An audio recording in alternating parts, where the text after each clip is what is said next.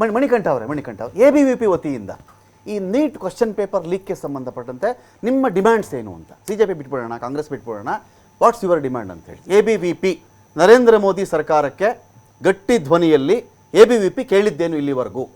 ಈ ಧರ್ಮೇಂದ್ರ ಪ್ರಧಾನ್ ಎನ್ನುವ ನಾಲಾಯಕ ವ್ಯಕ್ತಿ ಬಗ್ಗೆ ABVP ಸ್ಟ್ಯಾಂಡ್ ಏನು ಅಂತ ನೋಡಿ. ವಿದ್ಯಾರ್ಥಿ ಪರಿಷತ್ತು ಪ್ರಾರಂಭದಿಂದಲೂ ಕೂಡ ಇಡೀ ವಿದ್ಯಾರ್ಥಿ ಸಮುದಾಯದ ನಡುವೆ ನಮ್ಮ ಕೆಲಸ ನಡೀತಾನೆ ಇದೆ.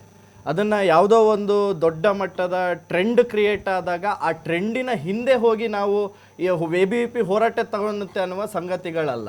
ವಿದ್ಯಾರ್ಥಿ ಪರಿಷತ್ ಯಾವಾಗ ಪೇಪರ್ ಲೀಕು ಅಂತ ಹೇಳಿ ಹೊರಗಡೆ ಬಂತೋ ಆ ವೆರಿ ನೆಕ್ಸ್ಟ್ ಡೇ NTA ಮುಂದೆ ಮುತ್ತಿಗೆ ಹಾಕಿ ಹೋರಾಟ ಮಾಡಿ ಒಂದಷ್ಟು ಬೇಡಿಕೆಗಳನ್ನು ಇಟ್ಟಂತ ಸಂಘಟನೆ ಯಾವುದು ಅಂತ ಹೇಳಿದ್ರೆ ವಿದ್ಯಾರ್ಥಿ ಸಂಘಟನೆ. ನಮ್ಮ ಬೇಡಿಕೆ ಅವತ್ತಿಗೆ ನಾವು ಪ್ರಶ್ನೆ ಪತ್ರಿಕೆ ಲೀಕ್ ಆದ ಕೂಡಲೇ ಈ ಪ್ರಶ್ನೆ ಪತ್ರಿಕೆಯನ್ನ ಲೀಕ್ ಮಾಡೋದ್ರೊಳಗಡೆ ಯಾರ್ಯಾರು ಇದಾರೋ ಅವರನ್ನ ಬಂಧನ ಮಾಡೋದಿಕ್ಕೆ ನೀವು ಬರೀ ಧರ್ಮೇಂದ್ರ ಪ್ರಧಾನ್ ನಮ್ಮ ಬೇಡಿಕೆಗಳನ್ನು ಕೇಳಿ. ನಮ್ಮ ಬೇಡಿಕೆ ಏನಿತ್ತು ಅಂತ ಹೇಳಿದ್ರೆ ನಾವು ಫಸ್ಟ್ ಬೇಡಿಕೆ ಇಟ್ಟಿರೋದು ಇದನ್ನ CBI ಹಂತದಲ್ಲಿ ತನಿಖೆ ಆಗಬೇಕು.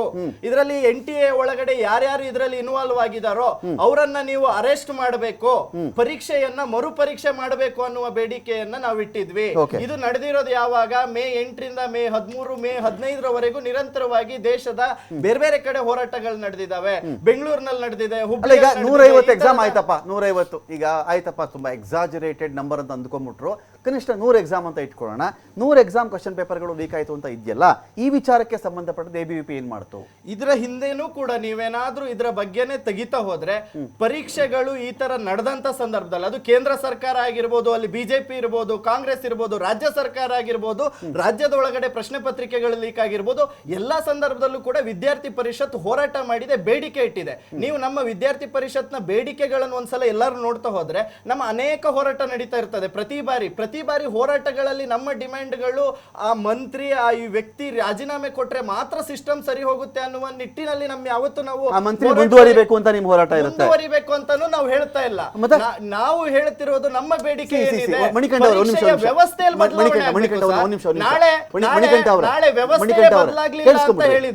ಕೇಳಿಸ್ಕೊಳ್ಳಿ ಮಣಿಕಂಠ ಅವರು. ಈಗ ಇಲ್ಲಿ ದರ್ಶನ್ ಇದ್ದಾರೆ, ಬಸವರಾಜ್ ಇದ್ದಾರೆ, ಇಲ್ಲಿ ದಿನೇಶ್ ಅವರು ಇದ್ದಾರೆ.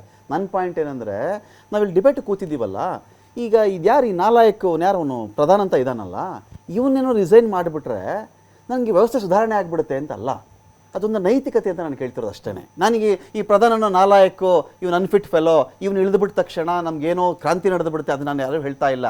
ಒಂದು ಹೊಣೆಗಾರಿಕೆ, ಒಂದು ಬದ್ಧತೆ, ಇಂಥ ಒಂದು ಕಳಂಕಿತನನ್ನು, ಇಂಥ ಅನ್ಫಿಟ್ ಫೆಲೋನನ್ನು ಶ್ರೀಯುತ ನರೇಂದ್ರ ಮೋದಿ ಅವರ ಕ್ಯಾಬಿನೆಟಲ್ಲಿ ಯಾಕೆ ಇಟ್ಕೊಂಡಿದ್ದಾರೆ ಅಂತ ಹೇಳಿ ಒಂದು ಜೋರಾಗಿ ABVP ಹೇಳಿದ್ ನಾವು ಕೇಳಿಸ್ಕೊಳ್ಳೇ ಇಲ್ವಲ್ರಿ ಎಲ್ಲೂ? ಸರ್, ನಾನು ಅದನ್ನೇ ಹೇಳ್ತಾ ಇದ್ದೀನಿ. ನೀವು ಭಯ ಪಾಪ ನಿಮಗೆ, ಚೂರ್ ಭಯ ನಿಮಗೆ? ಯಾವ ಭಯ ಕೂಡ ಇಲ್ಲ. ಸರಿ ಹೇಳಿ ನೋಡೋಣ, ಹೋಗ್ಲಿ ಹೇಳ್ರಿ. ನಾನೀಗ ನಾನು ಐ ಆಮ್ ನಾಟ್ ಮಣಿಕಂಠ ಅವರೇ, ನಾನು ನಿಮ್ಮನ್ನ ಕಾಂಗ್ರೆಸ್ ಜೊತೆ ಅಲೈನ್ ಆಗಿ CJP ಜೊತೆ ಅಲೈನ್ ಆಗ್ಬಿಡಿ, ಇನ್ಯಾರೋ ಅಲ್ಲಿ ಪಂಜಾಬ್ನವ್ರು ಬಂದ, ನಾನೇನು ಅಲೈನ್ ಆಗಿ ಅಂತ ಹೇಳ್ತಿಲ್ಲ. ನಿಮ್ಮೊಂದು ಆಗ್ರಹ, ಸಾತ್ವಿಕ ಸಿಟ್ಟು. If you are with the students, ನೀವು ನಿಜವಾಗಿಯೂ ಸ್ಟೂಡೆಂಟ್ಸ್ನ ರಕ್ಷಕರಾಗಿದ್ದರೆ ನಿಮ್ಮ ಸಂಘಟನೆ ಆ ಕೆಲಸ ಮಾಡಬೇಕಿತ್ತು. ನೈತಿಕತೆ ಅದು. ಧರ್ಮೇಂದ್ರ ಪ್ರಧಾನ್ ಹೋಗ್ಬಿಟ್ರಲ್ಲಿ ಏನೋ ಆಗ್ಬಿಡುತ್ತೆ, ಅವ್ರ ಕೆಳಗಡೆ ಹೋಗ್ಬಿಟ್ರೆ ಏನಾಗ್ಬಿಡುತ್ತೆ, ಇದೆಲ್ಲ ನನ್ನ ಪಾಯಿಂಟು. ಅದು ಬರಲೇ ಇಲ್ವಲ್ಲ ಸ್ಟ್ರಾಂಗ್ ಆಗಿ. ಸರ್, ವಿದ್ಯಾರ್ಥಿ ಪರಿಷತ್ ಏನು ವಿದ್ಯಾರ್ಥಿಗಳ ಪರವಲ್ಲ, ನರೇಂದ್ರ ಮೋದಿ ಅವರೇ ಆ ಮನುಷ್ಯನ ಕೆಳಗಡೆ ಯಾಕೆ ಹೇಳಿಲ್ಲ? ನೀವು ಕೇಳ್ತಾ ಇದ್ದೀರಲ್ಲ, ವಿದ್ಯಾರ್ಥಿಗಳ ಜೊತೆ ಒಂದು ನೀವು ಇರ್ಬೇಕಾದವ್ರು ನೀವು ಅಂತ ಕೇಳ್ತಾ ಇದ್ದೀರಲ್ಲ. ನಮ್ಮ ಬೇಡಿಕೆಗಳು ವಿದ್ಯಾರ್ಥಿಗಳ ವಿರೋಧವಾಗಿ ಯಾವ್ದಾದ್ರು ಬೇಡಿಕೆ ಪ್ರಧಾನ ಕೇಳ್ತಾ ಇದ್ದೀನಿ ನಾನು. ನೈತಿಕತೆ ಪ್ರಧಾನ್ ಅವರ ಬೇಡಿಕೆಗಳು ಎಲ್ಲಿಂದ ಪ್ರಾರಂಭ ಆದವು? ಇದಕ್ಕಿಂತ ಮೊದಲು ನಮ್ಮ ಹೋರಾಟ ಆಗಿ ನಾವು ಬೇಡಿಕೆಗಳನ್ನ ಇಟ್ಟಾಗ ಯಾರು ಕೂಡ ಇರಲಿಲ್ಲ ಗ್ರೌಂಡ್ ಅಲ್ಲಿ ಇಳಿದು ಹೋರಾಟವನ್ನು ನೋಡಿ. ಎಷ್ಟಾದ್ರೂ ಕೇಳ್ತಾ ಇದ್ದೀನಿ ನೋಡಿ, ನಾನು ಎಷ್ಟು ತರದಲ್ಲಿ ಕೇಳ್ತಾ ಇದ್ದೀನಿ. ನಿಮ್ಮ ಬಾಯಿಂದ ಧರ್ಮೇಂದ್ರ ಪ್ರಧಾನ್ ರಾಜೀನಾಮೆ ಕೊಡಬೇಕು ಮೋದಿ ಅವರೇ ಅನ್ನೋ ಒಂದು ವಾಕ್ಯ ಬರಲಿಲ್ಲ ಸರ್. ಇವತ್ತು ABVP ಇಂದ ನಾವು ಹೇಳ್ತಾ ಇದೀವಿ, ನಮ್ಮ ಹೋರಾಟದ ನೀವು ಹಿನ್ನೆಲೆಯನ್ನ ನೋಡ್ಕೊಳ್ಳಿ, ನೋಡಿ ಹೋರಾಟದ ಹಿನ್ನೆಲೆ ನನಗೆ ಕೇಳಿಸ್ಕೊಳ್ಳಿ ಮಣಿಕಂಠ ಅವರೇ. ಎಷ್ಟು ನೋಡ್ರಿ, ನಾನು ಬಹಳ ಸರಳವಾಗಿ ಕೇಳ್ತೇನೆ ಮಣಿಕಂಠ ಅವರೇ, ನಿಮ್ ಕೈನಲ್ಲಿ ಎಲ್ಲಿವರೆಗೆ ನಿಮಿಷ ಕೇಳಿಸ್ಕೊಳ್ಳಿ ಮಣಿಕಂಠ ಅವರೇ. ನಾನು ಸಿಂಪಲ್ ಕೇಳ್ತಾ ಇದ್ದೀನಿ ರೀ, ಸಿಂಪಲ್. ನಾನಿಲ್ಲಿ ಯಾವನೋ ಒಬ್ಬ ನಾಲಾಯಕ್ ಇಳಿದ್ಬಿಟ್ಟು ಮಾತ್ರ ಇಡೀ ಸಿಸ್ಟಮ್ ಸರೋಗುತ್ತೆ ಅಂತ ನಾನು ಆರ್ಗ್ಯೂ ಮಾಡ್ತಾ ಇಲ್ಲ. ಆ ಪ್ರಜ್ಞೆ ನನಗೂ ಇದೆ. ಯಾವನೋ ರಾಜೀನಾಮೆ ಕೊಟ್ಟುಬಿಟ್ರೆ ಅದೇನೋ ಆಗಿಬಿಡುತ್ತೆ ಅಂತಲ್ಲ. ಆದರೆ ಎಥಿಕ್ಸ್ ಅನ್ನೋ ವಿಷಯ ಬಂದಾಗ ABVP ಅವರು ಸ್ಟೂಡೆಂಟ್ಸ್ ಜೊತೆ ಇದ್ದಿದ್ರೆ ನೀವು ಹೋಗಿ ಜಂತರ್ ಮಂತರಲ್ಲಿ ಕೂತ್ಕೊಳ್ಳಿ, ಅಲ್ಲಿ ಮಳೆಯಲ್ಲಿ ನೀವು ನೆನೆಯಿರಿ, ಅಲ್ಲಿ ಲಾಠಿ ತಿನ್ನಿ. ಪಾಪ ಯಾರಿಗೂ ನಿಮ್ಗೆ ಯಾರು ಲಾಠಿ ಏಟು ಬಿದ್ದಿಲ್ಲ ಬಿಡಿ. You people are safe, you people are safe. ಅಲ್ಲಲ್ಲ, ಈಗ ಈ ಹೋರಾಟದಲ್ಲಿ ನನಗೆ ಗೊತ್ತಿರೋ ಮಟ್ಟಿಗೆ ಕೇಳಿಸ್ಕೊಳ್ರಿ ನೋಡಿ ಮಣಿಕಂಠ ಅವರೇ, ನಾನು ಮಾತಾಡೋ ಅಲೋ ಮಾಡ್ಬೇಕು ನೀವು. ಇಲ್ಲ ನಾನು ನೀವು ಮಾತಾಡೋ ಅಲೋ ಮಾಡಲ್ಲ. ಕೀಪ್ ಇನ್ ಮೈಂಡ್ ನಾನು ಕೇಳ್ತಿರೋದನ್ನ ನೀವು ನನಗೆ ಗೊತ್ತಿರೋ ಮಟ್ಟಕ್ಕೆ ದೇಶದಲ್ಲಿ ಒಬ್ಬನೇ ಒಬ್ಬ ABVP ಕಾರ್ಯಕರ್ತನಿಗೆ ಲಾಠಿ ಏಟು ಬಿತ್ತು ಅಂತ ನಾನು ನೋಡಿಲ್ಲ. ನನ್ನ ಅದರ ಅರ್ಥ ಅವ್ರಿಗೆ ಏಟು ಬೀಳಲಿ ಅನ್ನೋ ನನ್ನ ಆಸೆ ಅಂತ ಅಲ್ಲ. ಅಂದರೆ ನಿಮ್ಗೆ ಈಗಲೂ ಹೇಳ್ತಾ ಇದ್ದೀನಿ ನೋಡಿ, ಇವತ್ತಿಗೂ ನೀವು ಸ್ಟೂಡೆಂಟ್ಸ್ ಅದ್ರ ನಿಂತ್ಕೊಳ್ಳೋಕೆ ಅವಕಾಶ ಇದೆ ಮಣಿಕಂಠ ಅವರೇ. ಒಂದೇ ಒಂದು ಮಾತು, ನರೇಂದ್ರ ಮೋದಿ ಜಿ ಗೌರವಪೂರ್ವಕ ನಾನು ಕೇಳ್ಕೊಳ್ತಾ ಇದ್ದೀನಿ, ಈ ನಾಲಾಯಕ್ ಧರ್ಮೇಂದ್ರ ಪ್ರಧಾನನ್ನ, ಪಾಪ ನಿಮ್ಗೆ ನಾಲಾಯಕ್ ಬಡಿಸೋದು ಕಷ್ಟ ಆಗುತ್ತೆ ಅಂದರೆ ಶ್ರೀಯುತ ಧರ್ಮೇಂದ್ರ ಪ್ರಧಾನ್ ಜಿ ಅವರನ್ನ ಸಂಪುಟದಿಂದ ಆಚೆ ಇಡಿ, ಹೇಳ್ಬಿಡಿ ನೋಡೋಣ. ನೀವು ಸರ್ ನೀವು ಲಾಠಿ ಏಟಿನ ಬಗ್ಗೆ ಕರ್ನಾಟಕದ ವಿದ್ಯಾರ್ಥಿಗಳೇ ಒಂದು ನಿಮಿಷ ಕರ್ನಾಟಕದ ವಿದ್ಯಾರ್ಥಿಗಳೇ, ದೇಶದ ವಿದ್ಯಾರ್ಥಿಗಳೇ, ಯಾವ ABVP ಅಖಿಲ ಭಾರತ ವಿದ್ಯಾರ್ಥಿ ಪರಿಷತ್ತನ್ನ ನಮ್ಗೆಲ್ಲರಿಗೂ ಒಂದು ಬೆಂಬಲವಾಗಿ ನಿಂತ್ಕೊಳ್ಳುವಂಥ ಸಂಘಟನೆ ಅಂತ ನೀವು ಭಾವಿಸ್ತಾ ಇದ್ದೀರೋ, ನಿಮ್ಮ ಸಂಘಟನೆಯ ಕಡೆಯವ್ರನ್ನೇ ನಾನು ಕೇಳ್ತಾ ಇದ್ದೀನಿ, ಒಂದು ರಾಜೀನಾಮೆ ಕೇಳ್ರಿ ಧರ್ಮೇಂದ್ರ ಪ್ರಧಾನ್ಗೆ. ಅಂದರೆ ನಿಮ್ಮದು ಊಟ ಆಯ್ತಾ ಅಂದರೆ ಮುಂಡಾಸ್ 30 ಮೊಳ ಅನ್ನಂತೆ, ಯಾರೋ ಮುಂಡಾಸ್ ತಂದು 30 ಮೊಳ ಅನ್ನಂತೆ. ಆ ರೀತಿ ಉತ್ತರ ನಾನು ಕೇಳ್ತಾ ಇಲ್ಲ, ಏನೂ ಕೇಳ್ತಾ ಇಲ್ಲ ರೀ.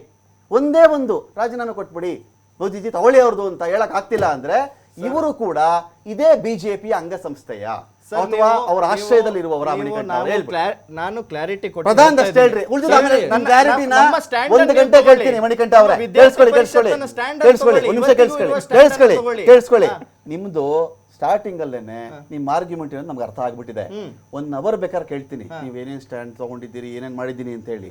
ನಿಮ್ಮ ಬಾಯಿನಲ್ಲಿ ಧರ್ಮೇಂದ್ರ ಪ್ರಧಾನ್ ರಾಜೀನಾಮೆ ತಗೊಳ್ಳಿ ಮೋದಿಜಿ ಅಂತ ಬರ್ತಿಲ್ಲ ಅಂತ ಹೇಳಿದಾಗ ಬೇರೆ ಸ್ಟ್ಯಾಂಡ್ ಕಟ್ಕೊಂಡು ನಾನು ಏನ್ರಿ ಮಾಡಿ ಸರ್? ನಮ್ಮದು ಆಲ್ ಓವರ್ ಇಂಡಿಯಾ ನೋಡಿದ್ರ ತಿರ್ಗಾ ಕತೆ ಬೇಡ ನನಗೆ, ಸ್ಟೋರೀಸ್ ಬೇಡ. ಸ್ಟೋರೀಸ್ ಅಲ್ಲ, ಕಮ್ ಟು ದಿ ಪಾಯಿಂಟ್.